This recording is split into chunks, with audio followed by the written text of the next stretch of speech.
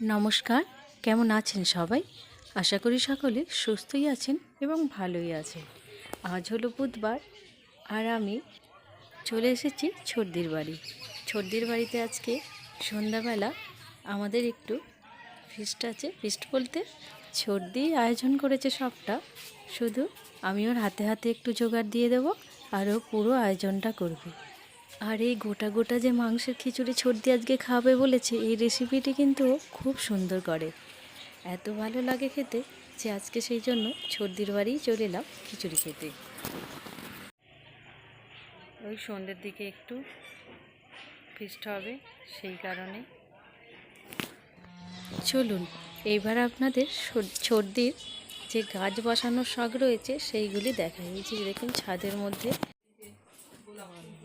এই যে এই কি ছোট দিয়ে এইটা কি গাছ গো? এই গোলাপি রঙেরটা হুম কাগজ ফুলের গাছ। ওইটাই তো বাবান কাজ ছিল। ওই রকম একটা সেই ঝাড় এনেছিল ভেঙে ফেলে।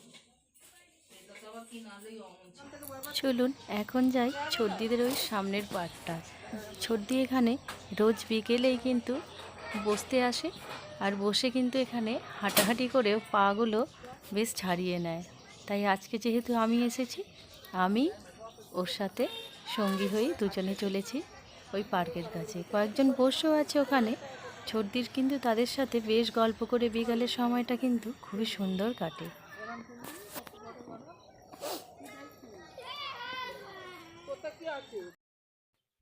এই যে দেখুন বিকেলবেলা, তাই ছেলে মেয়ে সকলেই এসেছে এখানে পার্কে। এই যে স্লিপ খেতে বেশ ওদের ছোট্টবেলাটা খুব দারুণ কাটছে না? বাড়ির সামনে এমন পার্ক আর এরকম স্লিপ খাওয়া। আমার অবশ্য ছোটোবেলা কেটেছে বাঁধের ধারেই, কিন্তু আমাদের ওখানে সুন্দর দুটি বট গাছ ও আশুত গাছ আছে, আর তার শিকড়ের নিচেই আমার কেটেছে ছোটোবেলাটা। ওখানে বেশ গাড়ি গাড়ি খেলতাম সবাই মিলে।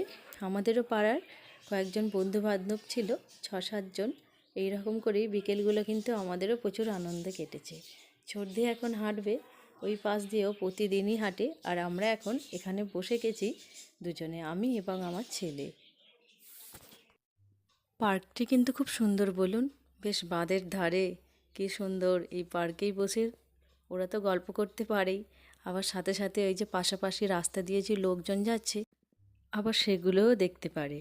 এই যে দেখুন কত নতুন নতুন বাড়ি হয়েছে। যখন ছর্দি এই জায়গাটি কিনেছিল তখন কি বলুন তো, এতগুলোও বাড়ি ছিল না। আমরাই ভাবতাম যে বাঁশতলা, তাই তো ছর্দি এমন জায়গায় একটা জায়গা কিনলো। কিন্তু এখন দেখুন জায়গাটার পুরো পরিবর্তন হয়ে গেছে।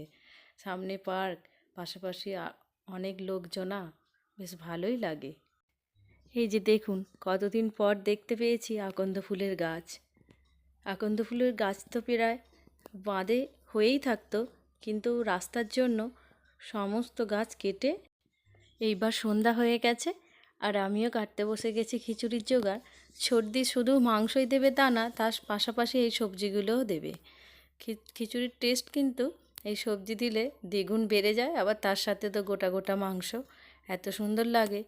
প্রথম তো যখন ছর্দির হাতের এই গোটা মাংসের রান্নার খিচুড়ি খেয়েছি, আমার তো ভীষণ ভালো লেগেছে। কিমার তো খিচুড়ি প্রায়ই খাই, কিন্তু এই খিচুড়ি ছর্দি একদিন বলল, তুমি একদিন আমাদের বাড়ি আসো, আমি তোমাকে করে খাওয়াবো। তাই সত্যিই চলে এসেছিলাম।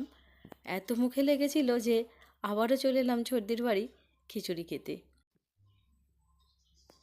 এই যে ছর্দির এখানে রান্না বসে গেছে দেখুন, এই ফুলকপিতে হেলেনি দিচ্ছে, আর তারপর ও মাংসটা কষিয়ে বসিয়ে দেবে। তাহলে চলুন, ছর্দি তো খিচুড়ি করছেই, খিচুড়ি তো আমাদের রান্না হতেই থাকবে। তাহলে আজকের ভিডিওটিও আমি এখানেই শেষ করছি। আবারও নিয়ে চলে আসবো আমি নতুন ভিডিও। ততক্ষণ আমার সাথে থাকবেন, আমার পাশে থাকবেন। নমস্কার।